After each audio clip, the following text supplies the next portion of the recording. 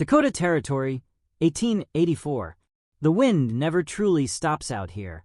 It whispers across the endless plains like the voices of the dead, carrying with it the bite of winter and the heavy, empty silence of what's been lost. Beneath the pale, unforgiving sky, the land stretches flat and cold as far as the eye can see. A vast, frozen ocean of brittle grass, patches of stubborn snow clinging to the earth like forgotten memories. On a lonely rise, battered by the wind, stands a house that looks as though it's holding itself together out of sheer spite. The paint has long since peeled away, exposing tired, gray boards that creak under the weight of another cruel season. Shutters hang crooked. The front step sags. From the crooked chimney, a thin curl of smoke snakes into the pale afternoon sky, fragile as a thread. It's the only sign of life for miles. Inside, life clings on, weary, proud, and bruised by the world. Clara Hawthorne, 32, moves about the small, dim cabin. The lines etched into her face speak of sleepless nights and the kind of sorrow that sinks into your bones. Her auburn hair, once rich and full, is pinned hastily beneath a faded headscarf. Her eyes, hollowed with grief, still carry the sharp glint of determination. The last year has stripped her down to raw survival. It took her husband. It took their savings. It took their peace. But it hasn't taken everything. Not yet. Near the hearth, Thomas, their 9-year-old boy, crouches by the fire. His small frame is bundled in a threadbare coat, his hands red from the cold. His eyes flick toward his mother, watching her with quiet worry. A boy forced to grow up too soon. In the corner, curled on a patchwork quilt, little Maggie, 6, clutches a ragged, one-eyed doll to her chest. Her cheeks are flushed, her blonde curls wild and tangled. She stares at the fire, small hands trembling from more than just the cold. The room smells faintly of wood smoke and desperation. Clara empties the last of the flour into a dented tin bowl. The meager contents barely dust the bottom. She kneads the dough with trembling fingers, stretching what little they have. The wind groans against the walls, rattling the loose window pane. Outside, the land is merciless. Their farm, once full of promise, has yielded nothing but hardship. The crops failed last year. The fever took Henry, her husband. That spring, the debts followed like vultures. In town, the men whisper behind her back. A woman can't run a place like that alone. Pretty thing. Shame about her husband. She'll come around. They always do. Kids'll starve come winter if she don't find herself a man. But Clara's pride is stitched into her every step. She won't be beholden to the likes of them. Not for pity. Not for survival. Still, pride doesn't fill bellies. And winter doesn't care about stubbornness. She glances at the dwindling stack of firewood by the hearth. Only enough for another night. Maybe 2 if they ration. The storm clouds looming on the horizon promise no mercy. By late afternoon, the wind sharpens, carrying with it a bitter warning. The temperature plummets as the sun droops low in the sky, casting long shadows across the snow-dusted prairie. Clara hurries outside, her coat thin against the cold. The barn door groans as she hauls it open. Inside, the animals huddle close, what little they have left. 1 scrawny goat, 3 chickens, the old plow horse, Nellie, bones pressing against her coat. She checks the feed, nearly gone. The hay's running low too. Another storm, and they might not make it through. From beyond the barn, the howls of wolves echo across the open plains, distant, but not far enough. The prairie feels empty, but death always waits just beyond sight. Back inside, Thomas kneels by the window, eyes wide. Ma. The wolves, they sound closer. Clara pulls him away gently. They won't bother us, long as we stay inside. But her voice lacks conviction, and Thomas hears it. As she boards the windows with planks from the old shed, His voice pipes up again, small and uncertain. When Pa was here, the wolves didn't come close. Do you think he's watching us? From heaven. Clara's hand pauses mid-swing, the hammer heavy in her grip. Her throat tightens. She forces a smile that doesn't reach her eyes. Your pa's always watching, Tom, and he'd want you to be brave, like you've been. But when she turns away, her eyes shimmer with unshed tears. As the sun sinks behind the hills, staining the sky with bruises of purple and red, Clara carries the bucket to the well behind the house. The wind cuts through her layers, her fingers stiff and raw as she hauls the rope. The creaking of the well's pulley echoes across the frozen ground. That's when she sees it, a dark shape on the horizon. At first, she thinks it's a coyote or a trick of the failing light. But as it draws nearer, her pulse quickens. It's a horse, riderless. The animal stumbles across the prairie, steam curling from its flared nostrils. Its flanks are streaked with blood. The saddle hangs askew, torn leather dangling like ribbons in the wind. Clara's heart lodges in her throat. Instinctively, she steps back toward the house, bucket forgotten at her feet. Her eyes dart across the plains, searching, watching, but there's no one else. Just the wounded horse, the dying light, and the weight of dread settling heavy on her chest. Somewhere in the distance, the wolves howl again, long and mournful, and with them comes a whisper of something far more dangerous. Change, trouble, a stranger carried by fate, and he's closer than she thinks. The storm came down hard that night. The sky split, with lightning, jagged veins of white slicing through the black. Thunder rolled like distant cannon fire, shaking the brittle walls of the Hawthorne homestead. Snow blew sideways, fine as ash, driven by a wind that screamed across the prairie. Inside the small house, Clara paced near the hearth, the flames low, the shadows tall. Her eyes kept drifting toward the boarded windows, listening to the rattling wood and the hollow moan of the wind. Thomas and Maggie huddled near the fire, blankets pulled tight, their faces pale in the flickering glow. Then came the pounding. Not the wind, not the storm. Fists on the front door. Ma. Thomas's voice, sharp, breathless from outside. Ma. There's a man. Clara's heart seized in her chest. Her hand flew to the shotgun propped beside the door. The pounding came again, desperate. She yanked the door open, icy wind clawing at her face. Thomas stood on the porch, snow caking his boots, eyes wide as saucers. By the barn, he's hurt, Ma. Real bad. For a heartbeat, Clara considered slamming the door shut, locking out the world, the danger, the unknown. But the fear in her boy's eyes was worse than the storm. She snatched her coat and lantern, boots crunching through the snow as they crossed the yard toward the barn. There, crumpled against the wooden fence, lay the man, tall, broad-shouldered, his coat, expensive dark wool, now torn and soaked with blood. His hat lay nearby, half buried in the snow. His face, barely visible beneath a days-old beard, was pallid with fever. A gunshot wound marred his side, the fabric stiff with dried blood. Clara's breath fogged in the air as she knelt beside him, her hands hovering. Fear clawed at her insides. A stranger, bleeding, dying, and yet Maggie's small voice broke the silence. We can't leave him, Ma.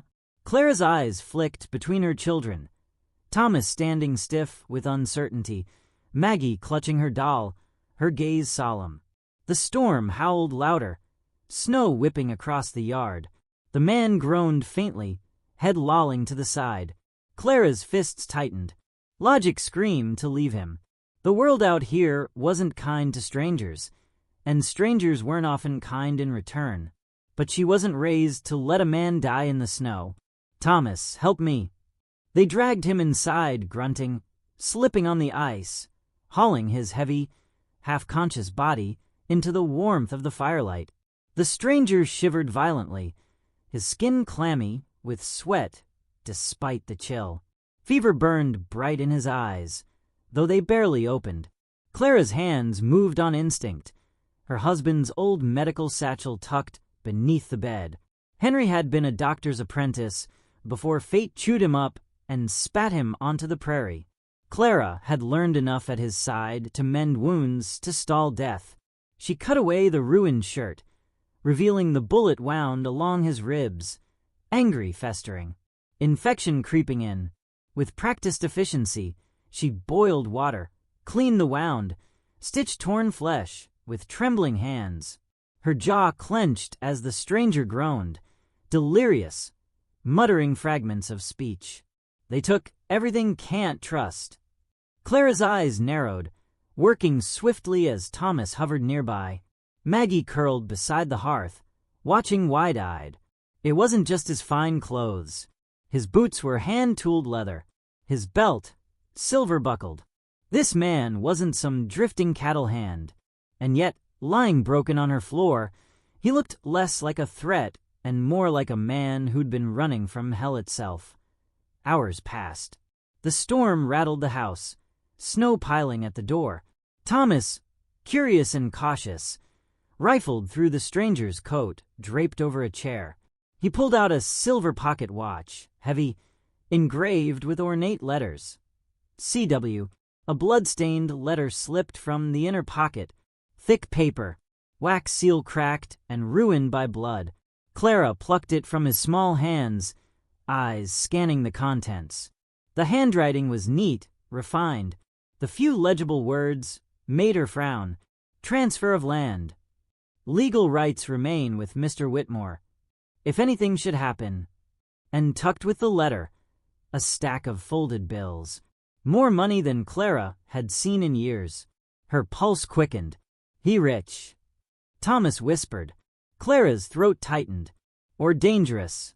She tucked the items away, uncertainty gnawing at her.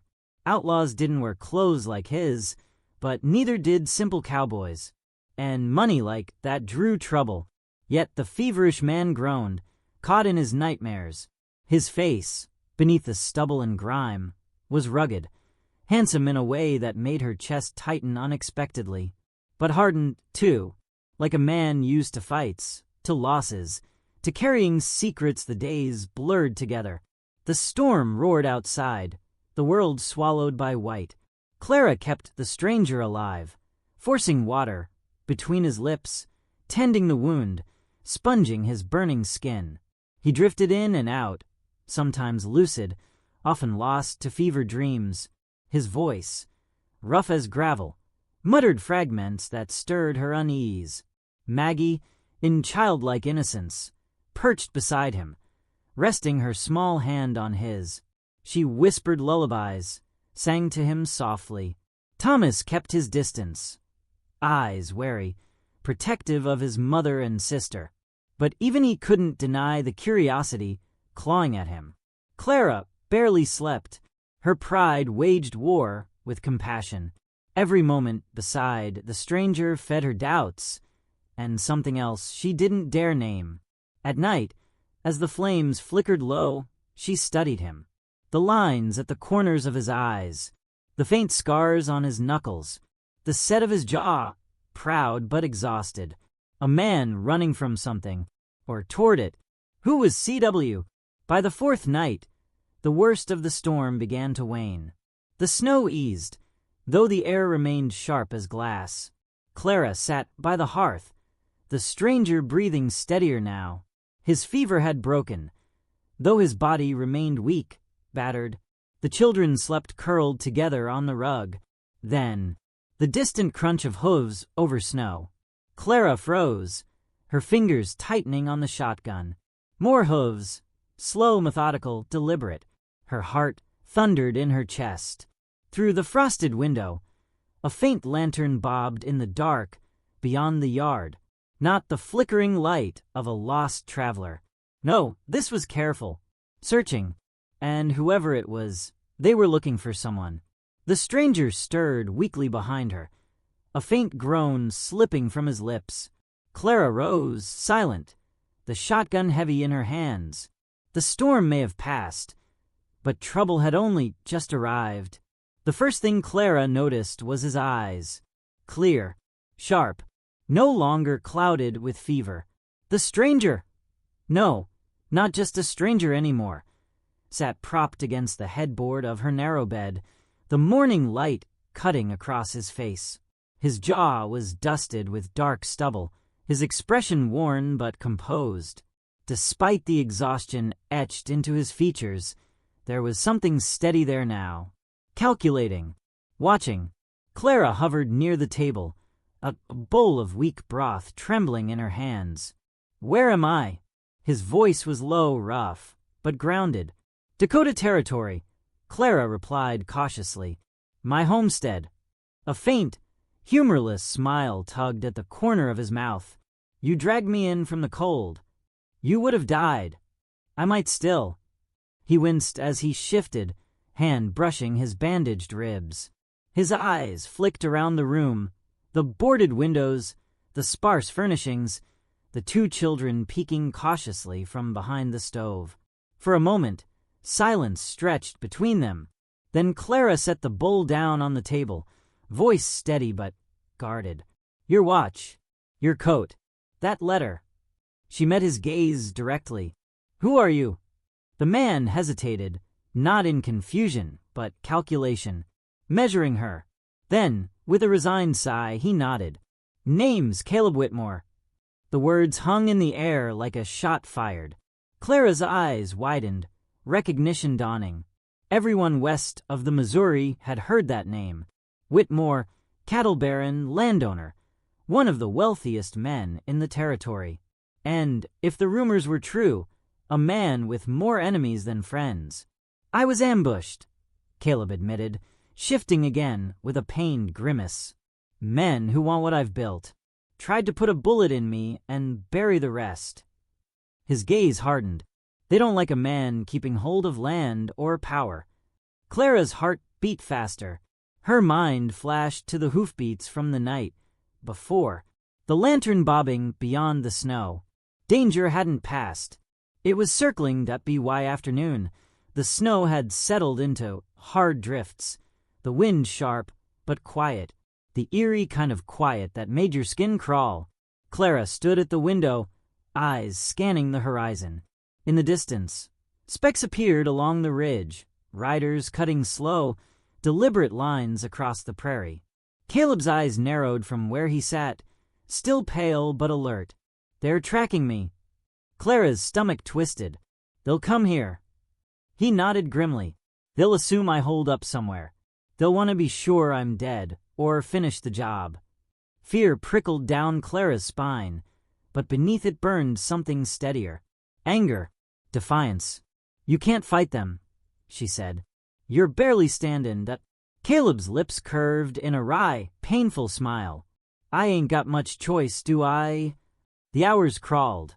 The sun dipped low, staining the snow crimson and gold. Clara wasted no time. She hauled the children to the root cellar, her voice trembling but firm. "Stay down there, no matter what you hear." Thomas's eyes brimmed with fear. Maggie clung to her doll. Clara's heart cracked, but there was no room for softness now. She retrieved her late husband's shotgun, the barrel cold and heavy in her hands. Her fingers trembled as she loaded shells, but her jaw clenched with determination. Outside, hoofbeats approached, slow, confident. For men, bundled against the cold, faces obscured by scarves and hats. But their eyes were sharp, cruel. Guns hung from their hips like promises. Caleb, weak but upright, leaned by the doorframe, a pistol clenched in his hand.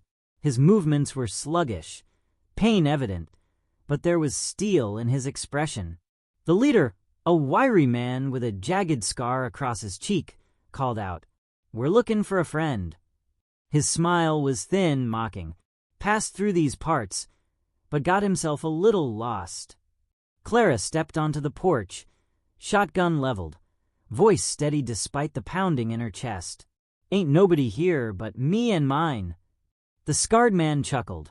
"See, we was thinkin' maybe he stumbled on your kindness. Folks talk about widows like you, soft hearts, empty bellies." His eyes glinted. "We'll just take a look around." Clara's grip tightened. "I don't think so." For a heartbeat, silence. Then a flicker of movement. The bandit's hand dipped toward his gun. The world exploded in noise. Gunfire cracked through the frozen air. The porch railing splintered as bullets ripped past Clara's head. She ducked, firing the shotgun, the recoil slamming into her shoulder. Caleb staggered to the window, returning fire with shaky but deadly aim. His first shot dropped one of the riders, the man crumpling into the snow. The remaining bandits scattered, firing wildly, circling the house. Snow kicked up in clouds, vision blurred, breath hanging in the air like ghosts. Clara's heart raced as she fumbled shells into the shotgun, the acrid scent of smoke filling her nose. The walls shook with impact, bullets thunking into the wood, glass shattering. A shadow lunged at the porch. Another bandit, gun raised. But Caleb's pistol barked again, dropping the man before he reached the door. Only two left. The scarred leader shouted something, retreat or regroup, but Clara didn't wait to find out. She swung the door wide, stepping into the freezing dusk, her shotgun leveled. "Go on, then," she shouted over the wind, "or end it here." The remaining men hesitated, eyes flicking to their dead comrades, to Caleb's silhouette in the window. Calculating, they turned, spurring their horses, vanishing into the twilight. The battle was over, for now. The snow lay crimson where bodies fell. Clara's arms shook as she lowered the shotgun, her breath ragged, heart pounding like a war drum. Caleb slumped against the doorframe, pale, blood staining his bandages anew, but alive. "You all right?" she asked, voice softer now. He managed a weak, crooked smile. "Owe you more than I can say." His eyes, once guarded, now held quiet admiration. "I'll make it right." Weeks passed. The thaw began, slow, reluctant. The snow melted, revealing patches of stubborn grass. The wind softened, no longer carrying the sharp bite of winter. One morning, dust trailed along the road as a wagon approached, a group of riders with polished boots, well-fed horses. Caleb's men, doctors tended to his wounds. Supplies filled the house, sacks of flour, dried meat, firewood stacked high. Caleb offered her papers, a deed, signed and stamped, granting her ownership of the land, clear of debt. Clara hesitated, pride warring with gratitude. Caleb didn't push. He rested his hat low on his brow, preparing to leave. "You saved my life," he said softly. "I'd like to repay the favor, but I won't force fate's hand."